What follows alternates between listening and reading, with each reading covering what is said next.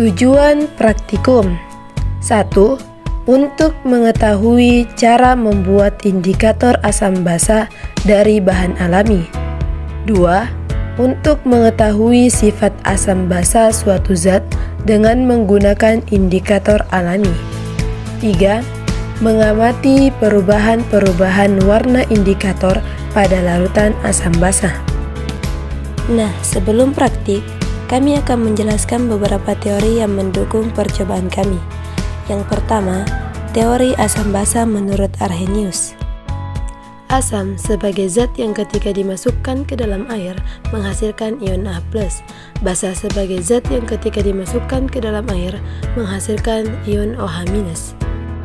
Teori asam basa menurut Bronsted-Lowry. Asam adalah zat yang memberi ion H+ atau donor proton.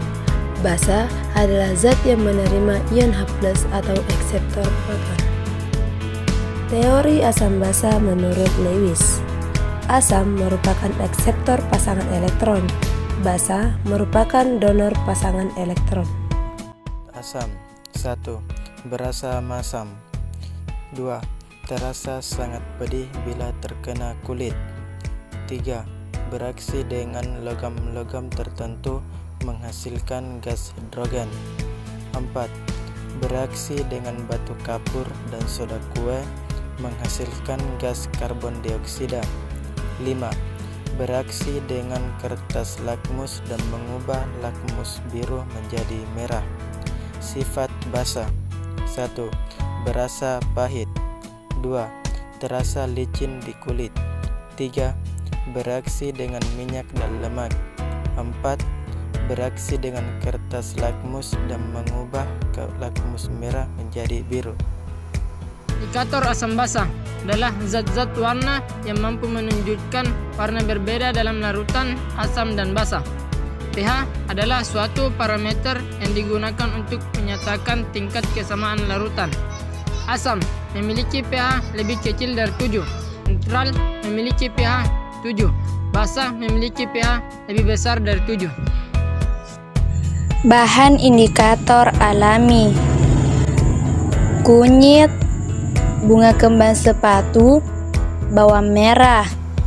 Sampel yang akan diuji: jeruk nipis, cuka, HCl, Aquades, pasta gigi, deterjen, dan NaOH. Alat-alat yang dibutuhkan adalah sebagai berikut: gelas kimia, cawan Petri, batang pengaduk, pisau, pipet tetes. Cara kerja dengan indikator bunga kembang sepatu. 1. Gerus bunga kembang sepatu dengan menggunakan lumpang alu. Kedua, tambahkan sedikit air. Ketiga, lalu gerus kembali. Keempat, kemudian tuangkan ke dalam gelas kimia. Kelima, setelah itu teteskan larutan bunga kembang sepatu ke bahan yang akan diuji dengan menggunakan pipet tetes. Keenam, goyang-goyang cawan Petri agar bahan tercampur merata. Ketujuh, lakukan langkah yang kelima dan keenam ke bahan yang akan diuji lainnya. 8. Catat hasil yang telah didapatkan.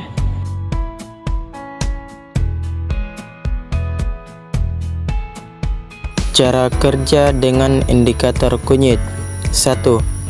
Masukkan bubuk kunyit ke dalam gelas kimia. 2. Tambahkan secukupnya air. 3. Kemudian aduk menggunakan batang pengaduk hingga merata. 4. Kemudian teteskan larutan kunyit ke bahan yang akan diuji. 5. Goyang-goyangkan cawan Petri agar bahan tercampur merata. 6. Lakukan langkah keempat dan 5 untuk bahan yang akan diuji lainnya.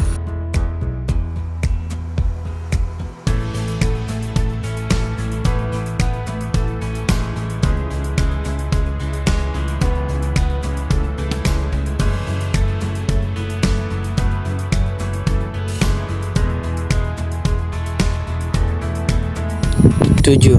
Catat hasil yang telah didapatkan.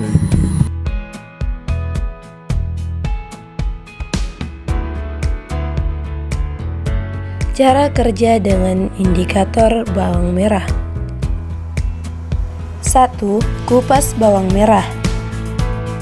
2. Potong kecil-kecil bawang merah. Lalu gerus dengan menggunakan lumpang alu. Kemudian tuangkan ke dalam gelas kimia.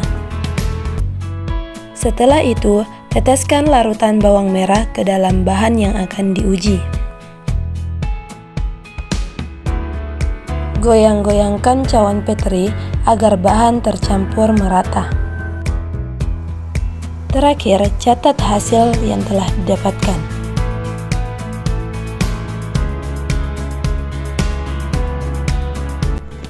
Kesimpulan, kunyit, bunga kembang sepatu, dan bawang merah dapat menjadi indikator alami untuk uji asam basa karena merupakan bahan alam yang dapat mengalami perubahan warna berbeda dalam larutan asam atau basa.